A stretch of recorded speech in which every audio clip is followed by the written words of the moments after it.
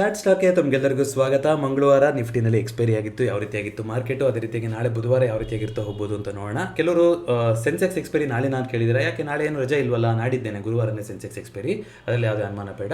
So ಇವತ್ತು Tata motors 40% correction ಆಗಿರೋದ್ರ ಮೂಲಕ Nifty 50ಯ top loser ಅಂತ ಹೇಳೋಕ್ಕಾಗುತ್ತಾ? ಇಲ್ಲ. ಇನ್ಫ್ಯಾಕ್ಟ್ ಇವತ್ತು ಟಾಟಾ ಮೋಟರ್ಸ್ 5% ಅಪ್ ಮೂವ್ಮೆಂಟ್ ಆಗಿದೆ. ಭಾನುವಾರ ಮಾಡಿದ್ದು ವಿಡಿಯೋ ಅವತ್ತು ಹೆಚ್ಚಿನ ಜನ ನೋಡಿರಲಿಲ್ಲ, ಆದರೆ ನಿನ್ನೆಯಿಂದ ಸುಮಾರು ಜನ ನೋಡಿದ್ದೀರಾ, ಥ್ಯಾಂಕ್ ಯು ಅದಕ್ಕೆ. ಸೊ ನಿಮ್ಮ ಅಭಿಪ್ರಾಯನೂ ಕೂಡ ತಿಳಿಸಿದ್ದೀರಾ, ಇದೇ ಥರ ಕಂಟಿನ್ಯೂ ಮಾಡಿ ಅಂತ. ಸೊ ಸಮಗ್ರವಾಗಿ ಮಾಹಿತಿ ಇತ್ತು ಅದರಲ್ಲಿ, ಟಾಟಾ ಮೋಟರ್ಸ್ದು ಯಾವ ರೀತಿ ಡಿಮರ್ಜರ್ ಆಗ್ತಾ ಇದೆ, ಏನು ಕತೆ ಏನು ಅಂತ. ಯಾರಾದರೂ ಇನ್ನೂ ಚೆಕ್ಔಟ್ ಮಾಡಿಲ್ಲ ಅಂದರೆ ಈ ವಿಡಿಯೋದ ಎಂಡಿ ಕೊಟ್ಟಿರ್ತೀನಿ. ಇವತ್ತು ರೆಕಾರ್ಡ್ ಡೇಟ್ ಆಗಿತ್ತಲ್ವ ಟಾಟಾ ಮೋಟರ್ಸ್ ಎಲ್ಲಿ ಪಾರ್ಟಿಸಿಪೇಟ್ ಮಾಡೋಕ್ಕೆ, ಅದ್ರ ಬಗ್ಗೆ ಸಪರೇಟಾಗಿ ಕವರ್ ಮಾಡ್ತಾ ಹೋಗೋಣಂತೆ. ಬಟ್ ಇವತ್ತಿನ ಆ್ಯಕ್ಚುಯಲ್ ಟಾಪ್ ಲೂಸರ್ ಅಂತ ನಾವು ನೋಡ್ತಾ ಬರೋದಾದರೆ ಡಾಕ್ಟರ್ ರೆಡ್ಡೀಸ್ ಅಂತ ಕಾಣಿಸುತ್ತೆ. 1.99% ಕರೆಕ್ಷನ್ ಬಂದಿರೋದ್ರ ಮೂಲಕ ಇವತ್ತಿನ ಟಾಪ್ ಲೂಸರ್ ಆಗಿದೆ. ಅದೇ ರೀತಿಯಾಗಿ ಇವತ್ತು ಟೆಕ್ ಮಹೀಂದ್ರನ ಇಲ್ಲ ಮ್ಯಾಕ್ಸ್ ಹೆಲ್ತ್, ಇತ್ತೀಚೆಗಷ್ಟೇ ನಿಫ್ಟಿ 50ಗೆ ಆ್ಯಡ್ ಆದಂಥ ಕಂಪ್ನಿ ನೋಡಿ ಇಲ್ಲಿದೆ. ಮ್ಯಾಕ್ಸ್ ಹೆಲ್ತ್ 1.59% ಅಪ್ಮೌಂಟ್ ಬಂದಿರೋದ್ರ ಮೂಲಕ ಇವತ್ತಿನ ನಿಫ್ಟಿ 50ಯ ಟಾಪ್ ಗೇನರ್ ಆಗಿದೆ. ಸೊ 40 ಸ್ಟಾಕ್ಗಳು ಇವತ್ತು ನಿಫ್ಟಿ 50ನಲ್ಲಿರುವಂಥದ್ದು ರೆಡ್ಡಲ್ಲೇ ಇದೆ. ನಿಮಗೆ ಅನಿಸ್ತಿರ್ಬೋದು ಎಲ್ಲ ಅಷ್ಟೊಂದು ರೆಡ್ಡಲ್ಲಿ ಇಲ್ಲ ಅಂತ. ಕರೆಕ್ಟ್, ಅಷ್ಟೊಂದು ರೆಡ್ಡಲ್ಲಿ ಇಲ್ಲ, ಆದರೆ 40 ಸ್ಟಾಕ್ಸು ರೆಡ್ಡಲ್ಲಿ ರೆಡ್ ಅಂದರೆ ಸ್ವಲ್ಪ ನೆಗೆಟಿವ್, ನೆನೆಗಿಂತ ಇವತ್ತು ಸ್ವಲ್ಪ ಕೆಳಗಡೆ ಕ್ಲೋಸಿಂಗ್ ಆಗಿದೆ. ಆತಂಕ ಪಡೋ ಸ್ಥಿತಿನ ಇಲ್ಲ, ಯಾಕೆ ಅಂತ ಹೇಳ್ತೀನಿ. ಅದೇ ರೀತಿಯಾಗಿ ನಿಫ್ಟಿ ನೆಕ್ಸ್ಟ್ 50 ನೋಡ್ತಾ ಬರೋದಾದರೆ ಐ ಥಿಂಕ್ ಇದರಲ್ಲೂ ಸುಮಾರು ರೆಡ್ ಆಗಿದೆ ಇವತ್ತು. ಗೇಲಲ್ಲಿ 2.75% ಕರೆಕ್ಷನ್ ಬರಿದೆ, ಬಹುಶಃ ಅದೇ ಟಾಪ್ ಲೂಸರು. ಹ್ಯುಂಡೈ ಮತ್ತು ICICI ಜನರಲ್ ಲೈಫ್ ಇನ್ಶೂರೆನ್ಸ್ ಅಲ್ವಾ, ಎರಡೂ ಕೂಡ 1.17% ಅಮೌಂಟ್ ಬಂದಿರೋದ್ರ ಮೂಲಕ ಬಹುಶಃ ಇದೇ ನಿಫ್ಟಿ ನೆಕ್ಸ್ಟ್ 50ಯ ಟಾಪ್ ಗೇನರ್ ಇವತ್ತು. ಸೊ IT ಸೆಕ್ಟರ್ಗಳು ಮಿಕ್ಸ್ ಸೆಂಟಿಮೆಂಟ್ ಇದೆ. ಇವತ್ತು ಟೆಕ್ ಮಹೀಂದ್ರದ ರಿಸಲ್ಟ್ಸ್ ಇತ್ತು, ಮಾರ್ಕೆಟ್ ಅವರ್ ಆದಮೇಲೆ ಬಂದಿದೆ ಅನಿಸುತ್ತೆ. ಐ ಥಿಂಕ್ ವಿಪ್ರೋದು ಇನ್ಫೋಸಿಸ್ ಒಟ್ಟಿಗೆ ಇದೆ. ಐ ಥಿಂಕ್ ಟೆಕ್ ಮಹೀಂದ್ರದ್ದು ಇವತ್ತಿತ್ತು, ನಾನು ಚೆಕ್ಔಟ್ ಮಾಡೋಕ್ಕಾಗಿಲ್ಲ ಯಾವ ರೀತಿ ಬಂದಿದೆ ಅಂತ. ಯಾರಾದರೂ ಚೆಕ್ ಮಾಡಿದರೆ ಹೇಳಿದೆ ಬಿಟ್ಟು. ಸೊ ನಿಫ್ಟಿನಲ್ಲಿ ಏನಾಗ್ತಾ ಇದೆ, ಈ ಚಾನಲ್ ಇಲ್ಲಿ ನೋಡಿ, ಇಲ್ಲಿ ವೀಕ್ಲಿ ಕ್ಯಾಂಡಲ್ ಡೈಲಿ ಕ್ಯಾಂಡಲ್ ಹಾಕೊಂಡಿರೋದು, ಅಲ್ಲೂ ಕೂಡ ಹಂಗೆ ಇಂಟ್ಯಾಕ್ಟ್ ಆಗಿದೆ. ಇದು ವೀಕ್ಲಿ ಕ್ಯಾಂಡಲ್ ಹಾಕೊಂಡಿರೋ ಕ್ಯಾಂಡಲು ಈ ಚಾನಲಲ್ಲೇ ಹೋಗ್ತಾ ಇದೆ. ಇದೇ ಚಾನಲ್ನೇ ನಾವು ಮಾತಾಡ್ತಾ ಇರೋದು ಪ್ರತಿದಿನ. ಎಲ್ಲಿ ತನಕ ಈ ಚಾನಲ್ ಇಂಟ್ಯಾಕ್ಟ್ ಆಗಿರುತ್ತೋ ಭಯ ಪಡೋದು ಬೇಡ ಅಂತ. ಅಂದರೆ ಸರಿಸುಮಾರು 25,000 ಬ್ರೇಕ್ ಆಗೋ ತನಕ ಭಯ ಬೇಡ. ಈಗಲೂ ಕೂಡ ಅದೇ ಸ್ಟೇಟಸಲ್ಲೇ ಹೇಳೋಕ್ಕೆ ಇಷ್ಟಪಡ್ತೀನಿ. ಬಟ್ ಇವತ್ತಿನ ನಿಫ್ಟಿ ಖಂಡಿತವಾಗ್ಲೂ ಒಂದು ಸ್ವಲ್ಪ ದೊಡ್ಡ ವೀಕೇ ಬಂದ್ಬಿಡ್ತೇನೋ ಅನ್ನೋ ಥರ ಇತ್ತು, ಆದರೆ ಇಲ್ಲ, ಇನ್ನೂ ಇದೀನಿ ನಾನು ಸಪೋರ್ಟು ಅಂತ. 25,000 ಹತ್ತತ್ರ ಬರ್ತಿದ್ದಂಗೆ ಆ ಸಪೋರ್ಟು ಕಾಣಿಸ್ತು. ಎಲ್ಲಿ ತನಕ 25,000 ಬಿಟ್ಟು ಕೆಳಗಡೆ ಬರೋದಲ್ವೋ ಅಲ್ಲಿ ತನಕ ನಾವು ಖಂಡಿತವಾಗ್ಲೂ ಈ ಥರ ನೋಡ್ಕೊಳಕ್ಕೆ ಆಗೋದಿಲ್ಲ, ಈ ಥರ ಹೇಳೋಕ್ಕೆ ಆಗೋದಿಲ್ಲ, ವೀಕ್ ಆಗಿದೆ ಅಂತ. ಸೊ ಅದು ಇವತ್ತು ಮತ್ತೆ ಪ್ರೂವ್ ಮಾಡಿದೆ. ಆದರೆ ಇವತ್ತು ನೆಗೆಟಿವ್ ಆಗಿ ಕ್ಲೋಸಿಂಗ್ ಆಗಿದೆ, ಇಲ್ಲ ಅಂತಲೂ ಹೇಳ್ತಾ ಇಲ್ಲ. ಇಲ್ಲಿಂದ ಅಂತಲೂ ಒಂದು ಟ್ರೆಂಡ್ ಲೈನ್ ಅಂತ ಹೇಳ್ಕೊಂಬರೋದ್ರೆ ಒಂದು ಫ್ಲಾಟ್ ಟ್ರೆಂಡ್ ಲೈನ್ ಇದು. ಬಟ್ ಈ ಪಾಯಿಂಟಲ್ಲಿ ಫಾಲೋ ಅಪ್ ಮಾಡ್ತಾ ಇದೆ. ನಾಳೆ ಮೇ ಬಿ ಇದಕ್ಕಿಂತ ಕೆಳಗಡೆ ಬಂತು ಅಂದರೆ ಆಗ ಸ್ವಲ್ಪ ಕಾಶಿಯಸ್ ಆಗೋರುತ್ತೆ. ಆದರೆ ಅಲ್ಲಿ ತನಕ ನಾವು ಪಾಸಿಟಿವ್ ಆಗಿ ಇರ್ತಾ ಹೋಗಬೇಕು. ನೋಡೋಣ ಯಾವ ರೀತಿಯಾಗಿ ಚೇಂಜಸ್ ಆಗುತ್ತೆ, ಇಲ್ಲಿ ಒಂದು ಬ್ರೇಕ್ಔಟ್ ಆಗುತ್ತಾ, ಏನು ಕತೆ ಅಂತ. ಯಾಕಂದರೆ ಬ್ಯಾಂಕ್ ನಿಫ್ಟಿನಲ್ಲಿ ಈ ಮಂತಲ್ಲಿ ಒಂದು ಆಲ್ ಟೈಮ್ ಹೈ ಆಗ್ಬೋದು ಅಂತ ಮಾತಾಡ್ಕೊಂಡಿದ್ವಿ. ನೋಡೋಣ ಬ್ಯಾಂಕ್ ನಿಫ್ಟಿ ಬಂದಾಗ ಹೇಳ್ತೀನಿ. ಸೊ ಸದ್ಯಕ್ಕೆ ನಿಫ್ಟಿ ಈ ರೀತಿಯಾಗಿತ್ತು. ಇವತ್ತಿನ ಡೈಲಿ ಅಷ್ಟೊಂದೇನು ಈಸಿ ಆದಂಥ ಎಕ್ಸ್ಪೈರಿ ಇರಲಿಲ್ಲ. ಇವತ್ತು ನಾನು ಮಾರ್ಕೆಟಿಗೆ ಸಮಯ ಕೊಟ್ಟಿದ್ದು ತುಂಬ ಕಡಿಮೆ. ಇವತ್ತು ನೋಡಿ ಒಂದು ಗ್ಯಾಪ್ ಅಪ್ ಓಪನಿಂಗ್ ಆಯಿತು, ನೋಡಿ ಎಷ್ಟು ಚೆನ್ನಾಗಿ ಆಗಿದೆ ಅನ್ನೋದಕ್ಕೆ.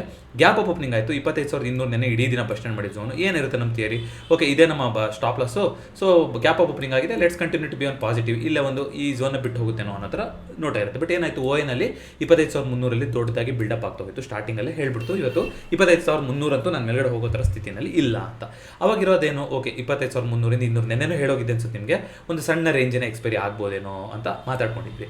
ಆದರೆ ಆ ಥರ ಆಗಲಿಲ್ಲ, ಕೆಳಗಡೆ ಹೋಗ್ತೀನಿ ಅಂತ ಬಂತು, ದೊಡ್ಡದಾಗೆ ಬಂತು. ಆ್ಯಕ್ಚುಲಿ ಆಲ್ಮೋಸ್ಟ್ 25,050-60 ತನಕ ಒಂದು ದೊಡ್ಡ ಫಾಲ್ ಬಂತಿತ್ತು. ಇದು ಅನ್ಎಕ್ಸ್ಪೆಕ್ಟೆಡ್ ಫಾಲ್ ಇವತ್ತು ಆಗಿದ್ದಂಥದ್ದು. ಹಿಂದೆ ಏನಾದರೂ ಹಿಸ್ಟಾರಿಕಲ್ ಲೆವೆಲ್ಸ್ ಇದೆಯಾ ಅಂತ ನೋಡ್ತಾ ಬರೋದಾದರೆ ಇದೆ, 25,000 ಹತ್ತತ್ರ ಇದೆ. ಇಲ್ಲಿ ಒಂದು ಡಬ್ಲ್ಯೂ ಪ್ಯಾಟರ್ನ್ ನಾವು ಏನಂತ ಕರಿತಿರಬೇಕಾದ್ರೆ ಇಲ್ಲಿ ನೋಡಿ, ಇಲ್ಲಿ ಒಂದು ಮಾಡ್ಕೊಂಡು ಇಲ್ಲಿ ಸಪೋರ್ಟ್ ತೊಗೊಂಡು ಹೋಗಿರೋಂಥದ್ದಿದೆ. ಸೊ ಅಟ್ಲೀಸ್ಟ್ ಈ ಲೆವೆಲ್ ಬಿಟ್ಟು ಬರೋ ತನಕ, ಅಂದರೆ ತಿರ್ಗಾ ಎಲ್ಲ ಬಂದು ಅಲ್ಲೇ ಕೂತ್ಕೊಂಡಿರ್ತೀರಿ. 25,000 ಬಿಟ್ಟು ಬರೋ ತನಕ ಏನೂ ಆತಂಕ ಪಡುವಂಥ ಸ್ಥಿತಿ ಇಲ್ಲ ಇವತ್ತು ಕೂಡ. ಅದಾದಮೇಲೆ ದೊಡ್ಡ ಒಂದು ಬೌನ್ಸ್ ಬಂತು. ಎಲ್ಲಿ ತನಕ 25,200 ತನಕ ಬೌನ್ಸ್ ಬಂತು. ಆಲ್ಮೋಸ್ಟ್ ನಿನ್ನೆ ಬಸ್ ಸ್ಟ್ಯಾಂಡನ್ನು ಅಟೆಂಡ್ ಮಾಡಿ ಅಲ್ಲಿಂದ ಕೆಳಗಡೆ ಬಂದೆ. ಸೊ ನಾಳೆ ಪಾಸಿಟಿವ್ ಆಗಿ ಯಾರಾದರೂ ಇದ್ದೀರಾ ಅಂದರೆ, ತಿರ್ಗಾ ಪಾಸಿಟಿವ್ ಆಗಿ ಅಶ್ಯೂರೆನ್ಸ್ ಬರಬೇಕು ಅಂದರೆ ನಮಗೇನಾಗಬೇಕು, ಫಸ್ಟ್ ಈ ಬಸ್ ಸ್ಟ್ಯಾಂಡ್ ಲೆವೆಲ್ನ ಬಿಟ್ಟು ದಾಟಿ ಮೇಲೆ ಹೋಗಬೇಕು.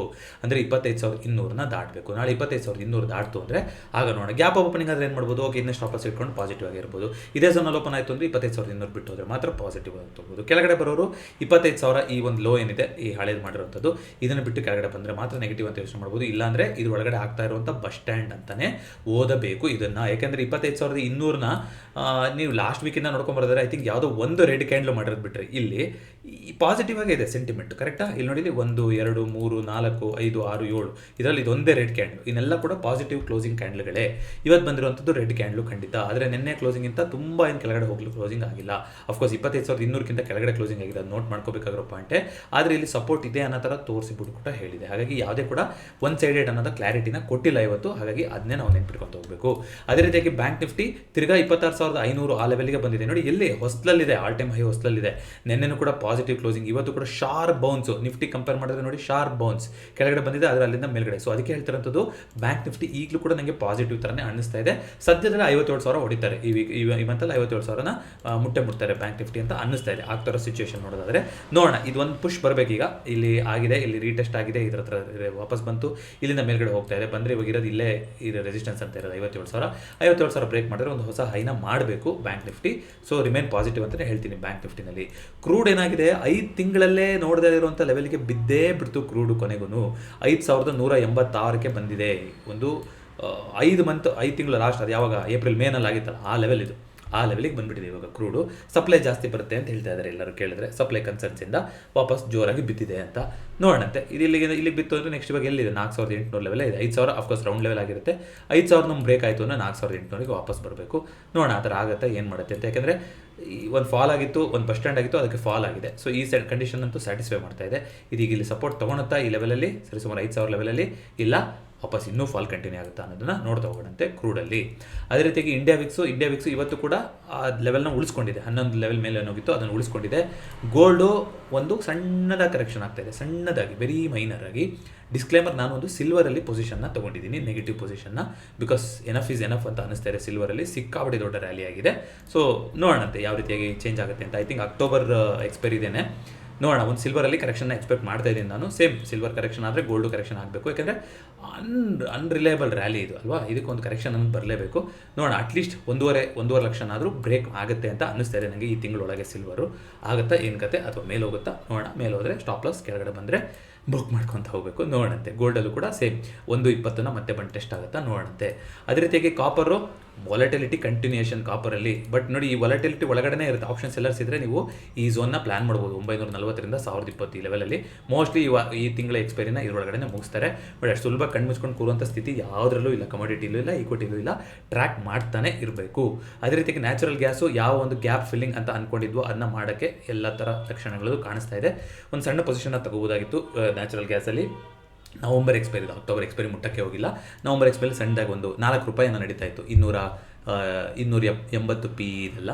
ಸೊ ಅದು ಒಂದು 20% ನಿಮಗೆ ಟ್ರೇಡ್ ಸಿಕ್ಕಿರುತ್ತೆ ಅಲ್ಲಿ, ಅದು ಎಕ್ಸಿಕ್ಯೂಟ್ ಮಾಡಿದಿದ್ರೆ. ಅದೇ ರೀತಿಯಾಗಿ ಟಾಟಾ ಮೋಟರ್ಸು, ಅಗೇನ್ ಡಿಸ್ಕ್ಲೇಮರ್, ಇವತ್ತು ಎಲ್ಲಿಗೆ ಓಪನ್ ಆಗಿದೆ 395 ಅಂತ ತೋರಿಸ್ತಾ ಇದೆ. ಬಟ್ ಕ್ಲೋಸಿಂಗ್ ಬೆಲೆ ಅಂತ ನೀವು ನೋಡ್ತಾ ಬರೆದರೆ ಟಾಟಾ ಮೋಟರ್ಸಲ್ಲಿ ಕ್ಲೋಸಿಂಗ್ 395 ಆಯಿತಾ. ಓಕೆ, 421. ಇದೇನು ಸರಿ ಇದೆಯಾ ಗೊತ್ತಿಲ್ಲ ನನಗೆ, ಯಾಕೆಂದರೆ ನಾನು ನೋಡಿದಾಗ 421ರಲ್ಲಿ ಕ್ಲೋಸಿಂಗ್ ಆಗಿದೆ ಅಂತ ನೋಡಿದೆ ಡೇಟಾ. ಓಕೆ, ಹೇಳಿ. ಸೊ 395ರಲ್ಲೇ ಕ್ಲೋಸಿಂಗ್ ಆಗಿದೆ ಅಂದರೆ ಖಂಡಿತ ಇದು ನೆಗೆಟಿವ್ ಕ್ಲೋಸಿಂಗ್. ಏನಾಗಿದೆ, ಟಾಟಾ ಮೋಟರ್ಸ್ ಬಗ್ಗೆ ಡೆಡಿಕೇಟೆಡ್ ವಿಡಿಯೋ ಮಾಡಿದಾಗ ನಾವು ಮಾತಾಡಿದ್ವಿ. ಒಂದು ಪ್ರೈಸ್ ಡಿಸ್ಕವರಿ ಸೆಷನ್ ಅಂತ ನಡೆಯುತ್ತೆ, ಡಿಮರ್ಜರ್ ದಿನವೇ ನಡೆಯುತ್ತೆ, ಅದು ರೆಕಾರ್ಡ್ ಡೇಟ್ ದಿನ.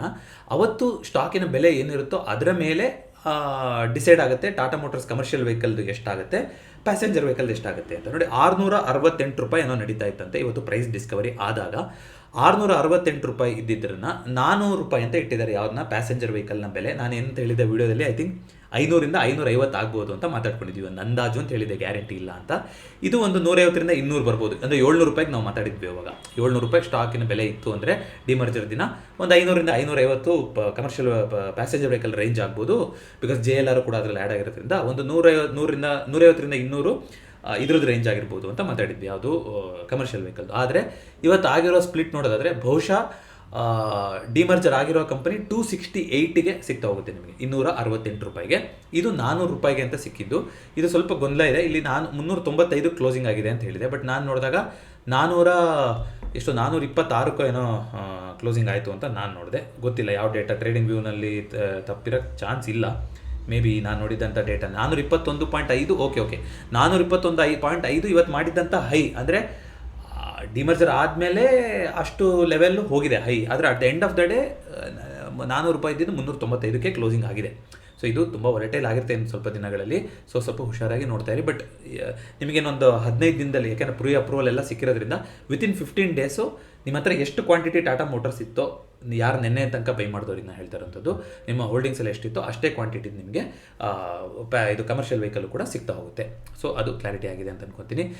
ಸೆನ್ಸೆಕ್ಸ್ನ ಮಾತಾಡ್ಕೊಂಡ್ಬಂದ್ಬೋಣ. ಸೆನ್ಸೆಕ್ಸ್ ಒಂದ್ಸಲ ನೋಡಿ. ಸೆನ್ಸೆಕ್ಸು 82,000ದಲ್ಲಿ ಈಗ ಒಂದು ರೆಸಿಸ್ಟೆನ್ಸ್ ಇರೋ ಥರ ಕಾಣಿಸ್ತಾ ಇದೆ. ಅದರ ಮೇನ್ ರೆಸಿಸ್ಟೆನ್ಸ್ ಇರೋದು 82,500.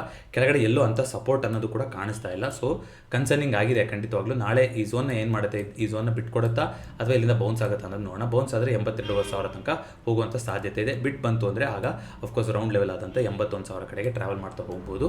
ಸೊ ನೋಡೋಣ ನಾಳೆ ಏನು ಯಾವ ರೀತಿಯಾಗಿ ಚೇಂಜ್ ಆಗುತ್ತೆ ಅಂತ. ಇವತ್ತು FIDAಗಳು ಅಂತ ನೋಡ್ಕೊಂಬರೋದಾದರೆ FIDAಗಳು ಏನು ಮಾಡಿದ್ದಾರೆ ಇವತ್ತು? FIDAಗಳು ಐ ಥಿಂಕ್ ಇವತ್ತು ಸೆಲ್ ಮಾಡಿದ್ದಾರೆ. 1,500 ಕೋಟಿ ಸೆಲ್ ಮಾಡಿದ್ದಾರೆ FIಗಳು. DIಗಳು 3,600 ಕೋಟಿ ಬೈ ಮಾಡಿದ್ದಾರೆ. ಇವತ್ತು ಟೆಕ್ ಮಹೀಂದ್ರ ರಿಸಲ್ಟ್ ಇತ್ತು, ICICI ಲೋಂಬಾರ್ಡ್ ರಿಸಲ್ಟ್ ಇತ್ತು, ಪ್ರುಡೆನ್ಷಿಯಲ್ ರಿಸಲ್ಟ್ ಇತ್ತು, ಸುಮಾರು ಕಂಪ್ನಿಗಳ ರಿಸಲ್ಟ್, ಆಲ್ಮೋಸ್ಟ್ 22 ಕಂಪ್ನಿಗಳ ರಿಸಲ್ಟ್ ಇತ್ತು. ಎಲ್ಲದೂ ಕೂಡ ಟ್ರ್ಯಾಕ್ ಮಾಡಿಲ್ಲ. ಯಾರಾದರೂ ಟ್ರ್ಯಾಕ್ ಮಾಡಿದ್ರಾ ಅಂತ ಹೇಳಿ. ಐ ಥಿಂಕ್ ಟೆಕ್ ಮಹೀಂದ್ರದ್ದು ಆಫ್ಟರ್ ಮಾರ್ಕೆಟ್ ಅವರ್ ಬಂದಿದೆ, ಇಲ್ಲಂತೂ ಕಾಣಿಸ್ತಾ ಇಲ್ಲ ನನಗೆ. ಬಟ್ ಪಾಸಿಟಿವ್ ಆಗಿ ಕ್ಲೋಸಿಂಗ್ ಆಗಿದೆ. ಸೊ ನಿಫ್ಟಿದು ಇವಾಗ ನೋಡಿದ್ರೆ ವೇಸ್ಟು, ಯಾಕಂದರೆ ಇದು ಆಲ್ರೆಡಿ ಆಗಿರೋವಂಥ ಎಕ್ಸ್ಪೈರಿದು. ಸೊ ನೆಕ್ಸ್ಟ್ ಎಕ್ಸ್ಪೈರಿದು ಐ ಥಿಂಕ್ ಇಲ್ಲಿ ಸೆಟ್ಟಿಂಗ್ಸಲ್ಲಿ ಬರೀ ನೆಕ್ಸ್ಟ್ ಎಕ್ಸ್ಪೈರಿದು ಬೇಕು ಅಂದರೆ ಬೇರೆದೆಲ್ಲದನ್ನು ಡಿಸೆಲೆಕ್ಟ್ ಮಾಡಿಕೊಂಡು 20 ಅಕ್ಟೋಬರ್ ಅಂತ ಹಾಕಿದ್ರೆ ಅಲ್ಲಿಗೂ ಕೂಡ 25,200 ರೆಸಿಸ್ಟೆನ್ಸೇ ಕಾಣಿಸ್ತಾ ಇದೆ ಸದ್ಯಕ್ಕೆ. ಎಲ್ಲೂ ಕೂಡ ಮೇಜರ್ ಸಪೋರ್ಟ್ ಅನ್ನೋದು ಕಾಣಿಸ್ತಾ ಇಲ್ಲ. ನೋಡೋಣ ಮಾರ್ಕೆಟ್ ಈ ಲೆವೆಲ್ನ ಉಳಿಸ್ಕೊಳುತ್ತಾ ಇಲ್ವಾ ಅಂತ. But do or die situation ಇರೋದು ನಮಗೆ 25,000ದಲ್ಲಿ. ಎಲ್ಲಿ ತನಕ 25,000 ಬಿಟ್ಟು ಬರಲ್ವೋ ಕೆಳಗಡೆ, ಅಲ್ಲಿ ತನಕ ಟ್ರ್ಯಾಪ್ ಆಗೋಂತೂ ಬೇಡ. ಇದಿಷ್ಟನ್ನು ಬಸ್ ಸ್ಟ್ಯಾಂಡ್ ಅಂತಲೇ ಓದೋಣ. ಎಷ್ಟು ದಿನ ಬೇಕಾದ್ರೂ ನಿಂತ್ಕೊಳ್ಳಿ ಇಲ್ಲಿ. ಸೊ ಪಾಸಿಟಿವ್ ಆಗಿ ಇರಲಿ ಔಟ್ಲುಕ್ ಅಂತ ಹೇಳ್ತೀನಿ, ಯಾಕಂದರೆ ಮಾರ್ಕೆಟ್ ಆ ರೀತಿ ಅಂತ ಫಾರ್ಮೇಷನ್ನ ಮಾಡಿದೆ. ಇದಿಷ್ಟು ಇವತ್ತಿನ ಚಾರ್ಟ್ ಸ್ಟಾಕ್ ಆಗಿತ್ತು. ಈ ವಿಡಿಯೋ ಇಷ್ಟ ಆಗಿದ್ದರೆ ದಯವಿಟ್ಟು ವಿಡಿಯೋನ ಲೈಕ್ ಮಾಡಿ ಹಾಗೂ ಚಾನಲ್ಗೆ ಸಬ್ಸ್ಕ್ರೈಬ್ ಮಾಡಿ. ಜೊತೆಗೆ ಟರ್ಮ್ ಇನ್ಶೂರೆನ್ಸ್ ಇನ್ನೂ ಯಾರಾದರೂ ಓಪನ್ ಮಾಡಿಸಿಲ್ಲ ಅಂದರೆ ಪ್ರತಿ ವಿಡಿಯೋದ ಪಿನ್ ಕಮೆಂಟಲ್ಲಿ ಟರ್ಮ್ ಇನ್ಶೂರೆನ್ಸ್ ಫಾರ್ಮ್ನ ಕೊಟ್ಟಿರ್ತೀನಿ. ಬಜಾಜ್ ಲೈಫ್ ಇನ್ಶೂರೆನ್ಸ್ ಜೊತೆ ನಿಮ್ಮ ಟರ್ಮ್ ಇನ್ಶೂರೆನ್ಸ್ನ ನೀವು ಓಪನ್ ಮಾಡ್ಬೋದು. ಆ ಫಾರ್ಮ್ನ ಫಿಲಪ್ ಮಾಡಿದ್ರೆ ಬಜಾಜ್ ಸಿಬ್ಬಂದಿ ನೇರವಾಗಿ ನಿಮ್ಮನ್ನ ಕಾಂಟ್ಯಾಕ್ಟ್ ಮಾಡಿ ನಿಮಗೆ ಸೂಕ್ತವಾದ ಟರ್ಮ್ ಇನ್ಶೂರೆನ್ಸ್ನ ತೊಗೊಳಕ್ಕೆ ಹೆಲ್ಪ್ ಮಾಡ್ತಾ ಹೋಗ್ತಾರೆ. ಜೊತೆಗೆ 2025 ನಮ್ಮ ಚಾನಲ್ನ ಮಿಷನ್ ಎಮರ್ಜೆನ್ಸಿ ಫಂಡನ್ನು ಬಿಲ್ಡ್ ಮಾಡೋದು. ಇನ್ನೂ ಯಾರಾದರೂ ಅದರ ಬಗ್ಗೆ ಗಮನ ಕೊಟ್ಟಿಲ್ಲ ಅಂದರೆ ಅದ್ರ ಬಗ್ಗೆನೂ ಡೆಡಿಕೇಟೆಡ್ ವಿಡಿಯೋ ಇತ್ತು. ಪ್ರತಿ ವಿಡಿಯೋದ ಡಿಸ್ಕ್ರಿಪ್ಷನ್ ಕೊಟ್ಟಿರ್ತೀನಿ, ನೀವು ಚೆಕ್ಔಟ್ ಮಾಡ್ತಾ ಹೋಗ್ಬೋದು. ಮತ್ತೊಂದು ವಿಡಿಯೋದೊಂದಿಗೆ ಭೇಟಿಯಾಗೋಣ. ಎಲ್ರಿಗೂ ನಮಸ್ಕಾರ.